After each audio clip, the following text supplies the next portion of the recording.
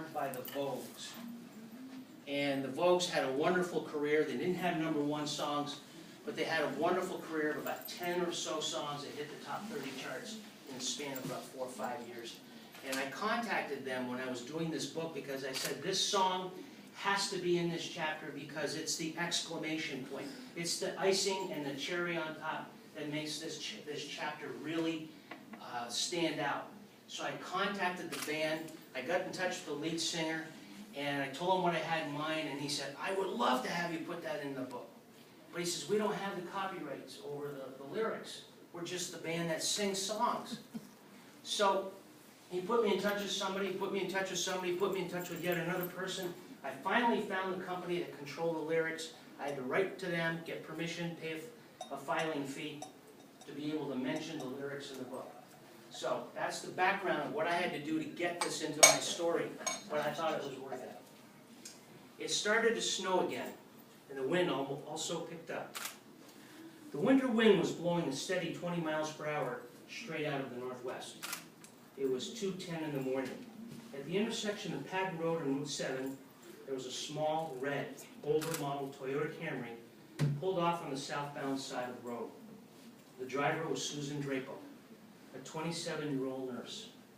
Her car had a flat right rear tire.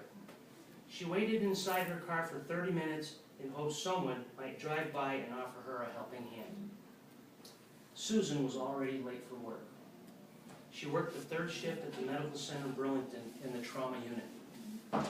Due to the late hour and the weather, she could expect to sit there for a long time with no assurance anyone would even stop to help.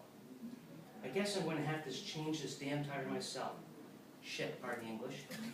Why did I have to forget my cell phone at home on a night like this, said Susan. She stepped out of her car and pulled her coat tight around her neck. She went to the back of the car and opened the trunk. She found her emergency lantern, tried it, and found it worked. She set it on the ground next to her flat right rear tire. She removed the jack and the spare tire. The spare was one of those temporary spare tires that seem more like a pretend tire. Certainly not one that belongs on a real car.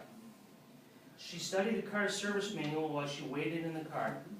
She felt reasonably confident and familiar enough with the tire changing process to now proceed on her own.